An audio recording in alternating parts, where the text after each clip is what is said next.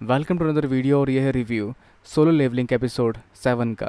तो अब तक आपने देखा कि सिस्टम के कहने पर जिन्बू ने 6 लोगों को मार दिया। हाँ, बदले में उसकी जान भी उससे बची।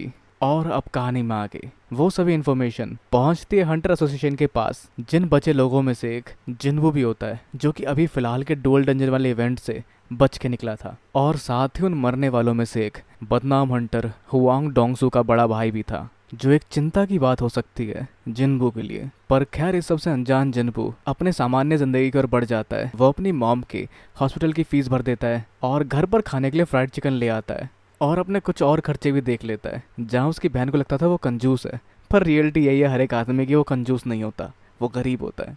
हाँ, लेकिन कुछ लोग सच में कंजूस होते हैं। पर जिन्बू के पिछले हंट में उसको बिल्कुल कोई चोट नहीं लगी, जो देख के उसकी बहन को लगता है कि पिछला हंट काफ़ी इजी रहा होगा, उसमें शायद स्ट्रांग पार्टी के लोग रहे होंगे। जिस पर जिन्बू सिर्फ हाँ ही भरता है। पर उसकी यादों में वो सारा सिनेरियो दोबारा घूमता है, जिसमें उसने उन लोगों को जान से मार दिया।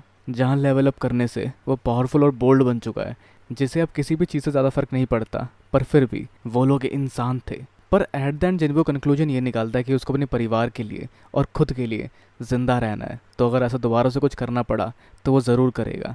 वैसे जिन्बू फ्राइड चिकन के साथ कुछ बियर की कैंस भी लेकर आता है, जिन्हें पीने के बाद उसका सिस्टम उसको खुद डिटॉक्सीफाई कर देता है और दारू का असर उसके ऊपर से ख़त्म हो जाता है। जहाँ सिस्टम उसको बेहतर और लंबी ज़िंदगी देना चाहता है, और शायद सिस्टम की इसी फैसिलिटी की वजह से उसके हाथ पर दोबारा उग पाए। और अब इस सब के कुछ समय बाद जिन्बू को फ़ोन आता है जिन्हो का, जो जिन्बू को मिलने बुलाता है, जिससे मिलने पर वो शुक्रिया अदा करता है जिन्बू का उसकी जान बचाने के लिए। पर जिन्बू के लिए यही काफ़ी था कि उसने अपना हिस्सा उसको दिया और साथ ही ये बात बाहर नहीं आने दी। पर जिन्हो के हिसाब से वो सिर्फ सेल्फ डिफेंस था। सेल्फ डिफेंस करते हुए जिन्बू ने ऐसा किया, और उसके साथ ही वो चाहता है कि जिन्बू के साथ एक टीम बना पाए, जिसके लिए जिन्हो मना कर देता है। पर जिन्हो विनती करता है, और वो विनती करता है कि कम से कम 19 रेड तक मेरे साथ चलो। जैसा करके टोटल जिन्हो 20 डंजन कॉन्कर कर लेगा, जिससे वो एक गिल्ड मास्टर बन जाएगा। जैसा करने के लिए एग्जाम भी होता है, जिसके रिटन टेस्ट में वो आसानी से पास हो सकता है। लेकिन दिक्कत आ रही है बाकी सभी सरकारी एस्पिरेंट की तरह फिजिकल निकालने में, यानी कि प्रैक्टिकल एक्सपीरियंस 20 डंजन कॉन्कर करने का,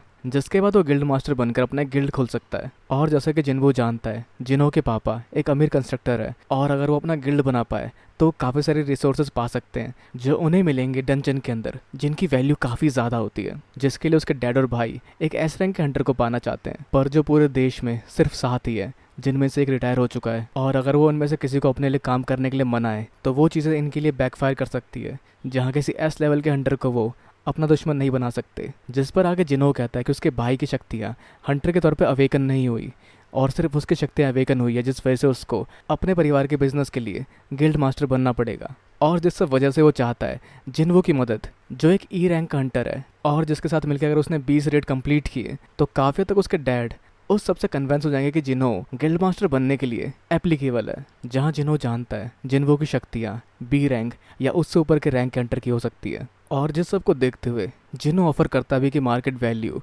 19 डंजन को और क्लियर करने की, जो वो देता जिन्हो को 30 बिलियन, या और साफ तौर पे कहे तो 19 सी रैंक के डंजन क्लियर करने के पैसे। पर अगर जिन्हो पहले की तरह होता तो ये ऑफ़र उसके लिए काफ़ी कमाल का होता। लेकिन अभी के हिसाब से वो जानता है कि उसकी शक्तियाँ लगातार बढ़ रही है, और एक समय पर उसकी शक्तियाँ एस रैंक नहीं, उससे भी ऊपर जा सकती है, जिसको ध्यान रखते हुए ये कीमत उसके लिए कुछ भी नहीं होने वाली। और साथ ही किसी और के साथ काम करने पर उसे नहीं पता कि लेवल अप का असर कैसा हो आगे चलकर, जिसे देखते हुए जिन्हो उस ऑफर को मना कर देता है और वहाँ से जाने लगता है। जिसको देखते हुए जिन्हो डरता हुआ अपना आखिरी दाव खेलता है और कहता है, अगर आप मेरे साथ काम करोगे तो मैं आपका सीक्रेट मरते दम तक अपने साथ रखूँगा। जिस पर जिन्हो उसको घूर कर देखता है और जिन्हो काँप जाता है, और बस ये ऑफ़र कंप्लीट ना होने पर अफसोस करता है। पर इनके ऊपर खतरा मंडरा रहा है एक एस रैंक के हंटर का, जिसके भाई को जिन्हो ने लास्ट टाइम डंजन के अंदर मारा था, जिसे शक है कि उसके भाई का मर्डर हुआ है, जो शायद अभी उस जगह से बाहर रहता है, जो जान पाता है कि अगर वो उन्हें अभी मारेगा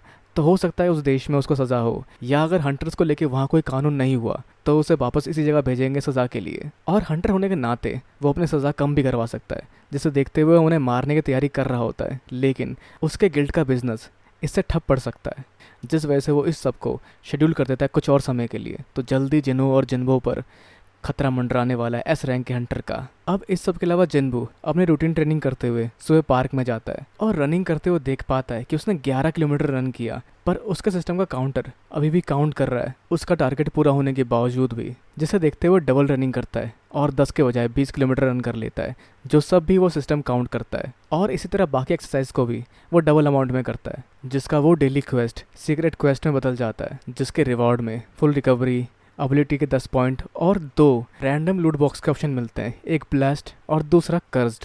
जिसके ब्लास्ट ऑप्शन को चुनने के बाद जिन्बू को एक बॉक्स मिलता है जिसके अंदर निकलती है एक चाबी, जो चाबी होती है डीमन कैसल नाम के डंजन का, जिसकी डिफिकल्टी लेवल एस क्लास की होती है, जिसके अंदर उसको मिल सकता है जीवन का अमृत, जिससे किसी भी तरह की बीमारी ठीक हो सकती है, जो उसका अटेंशन खींचती है क्योंकि शायद वो उसके इस्तेमाल से अपनी मॉम को ठीक कर सकता है। जो सब ध्यान देते हुए वो डंजन में एंट्री करने की तैयारी करता है और चाबी का इस्तेमाल कर कर वहाँ के दरवाजे को खोल अंदर एंट्री मारता है, जहाँ जिन्बू के हाथ में टेलीपोर्टेशन स्टोन भी होता है, जो वो इमरजेंसी में इस्तेमाल करने की सोच सकता है अगर उससे यहाँ कुछ नहीं हो पाया। और अंदर एंट्री मारते उसका स्वागत करता है हेल्स गेट कीपर सेरेबेरस या कैरेबेरस, जिसे देखने के बाद भी जिन्बू अपनी हिम्मत नहीं हारता और तेजी से हमला करने के लिए बढ़ता है उसकी ओर। पर उसके वारों का उस पर कोई असर होता ना देखकर वो इस्तेमाल करता है मर्डरस इंटेंट का, लेकिन वो बीस्ट उस मर्डरस इंटेंट को रिफ्लेक्ट कर देता है। पर फिर भी जिन्बू अपने खंजर से उसे चोट पहुंचाने में कामयाब होता है, पर उसका भी असर उस पर नलीफाई हो जाता है, जिसके बाद वो बीस्ट हमला करना शुरू करता है, जिसके एक वार से ही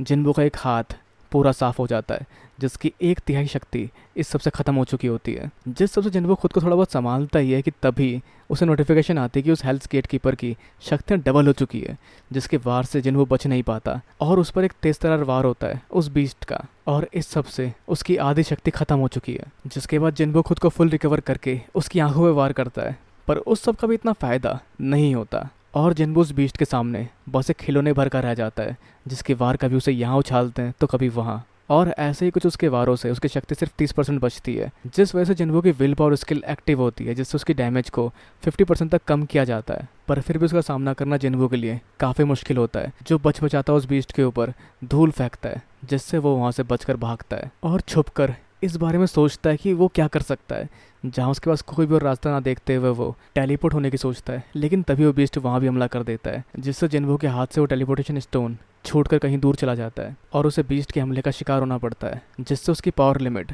काफ़ी कम बचती है। जहाँ जिन्बू की शक्ति काफ़ी कम है तो उसे क्या करना चाहिए इस बारे में वो सोचता है, जिसके सामने सिस्टम निकालता है कुछ ऑप्शन, जिन ऑप्शन में उसके सामने होते हैं हीलिंग पोशन, जो उसे 300 के एक मिलते हैं। जैसे 3 पोशन लेकर वो अपनी पावर बढ़ाता है, जिसकी खोज वैसे वो बीस्ट उसकी खुशबू से अभी भी कर रहा है, पर उन 3 पोशंस के बावजूद भी ज़्यादा फर्क नहीं आया। पर तभी उसे याद आता है बियर पीने पर अल्कोहल नलीफाई करने का सिस्टम का तरीका, जिसे देखते हुए पॉइजन ट्राई करता है, जिसे पीने पर उसकी शक्ति काफ़ी तक रिकवर हो जाती है। पर उस समय तक उसे उस बीस्ट ने ढूंढ लिया, जिससे बचने की कोशिश में जिन्बू के चेस्ट पे वार लगता है। पर जिन्बू अभी अपने हौसले को जोड़ कर रखता है क्योंकि वो अभी भी हिल सकता है, लेकिन तभी उसकी किस्मत साथ देती है और उस बीस्ट की रेज स्किल खत्म होती है, जिस वजह से उस पर लगे चोट अब पहले जैसा असर दिखाते हैं, जिसे देख जिन्बू का जज्बा फिर से जग जाता है और वो पूरा जोर लगाकर वार करना शुरू करता है उस बीस्ट के ऊपर, जिन बीस्टों के सरों में से एक सर का वो गला काट देता है और अपना हौसला जुटाए लड़ने के लिए आगे बढ़ता है उस बीस्ट से, जिसके दांतों को पकड़ उसके मुंह को बंद होने से वो रोकता है। लेकिन हवा में उछलो बीस्ट दोबारा जिन्बू को चोट बचाने में कामयाब होता है और उसे अपने मुंह में दबोच लेता है, जिसका सिर्फ एक ही सर बचा है, जिसके बाकी 2 सरों को जिन्बू के पुराने वार और अभी के ताज़ा वार से हरा दिया जिन्बू ने। और जिन्बू इस समय उसके मुंह में फंसा हुआ है, पर उसके बाद भी वो हौसला नहीं हारता और अपने डैगर से या खंजर से उसकी आंखों में वार करता है, जिस वार से खून का सैलाब निकलकर चारों तरफ फैल जाता है और वहाँ लगी आग उससे बुझ जाती है। साथ ही उस बीस्ट की ज़िंदगी की लौ भी उससे बुझ जाती है। जिस बीस्ट के हारने के बाद जिन्बू की चोटें हील हो जाती है, जिसे और आगे बढ़ने के लिए एक चाबी मिलती है, जिसकी रक्षा शायद ये बीस्ट कर रहा था। साथ ही उसको मिलता है फॉर्मूला जीवन के अमृत को बनाने का, जिसे बनाने के लिए उसे 3 आइटम चाहिए, जो चीज़ें शायद आगे वाली बिल्डिंग के अंदर मिलेगी, जहां वो अपनी शक्ति से जान सकता है कि आगे और ख़तरनाक खतरे हो सकते हैं, जिसका सामना फ़िलहाल वो नहीं कर पाएगा, पर जल्दी वो यहाँ आने की तैयारी ज़रूर करेगा। तो इंतज़ार करते हैं कि कब तक जिन्बू उस खतरे को पूरा कर इस सब को भी कॉन्कर कर पाता है, जिस सब के लिए आपको भी इंतज़ार करना पड़ेगा आगे आने वाले एपिसोड्स या सीजन्स का। तो अब आपके सोचते हैं चैनल नीचे कमेंट इस वीडियो को लाइक शेयर सब्सक्राइब करना भी बिल्कुल ना भूलें। अगले मिलते हैं अगली वीडियो में। Sayonara and have a nice day.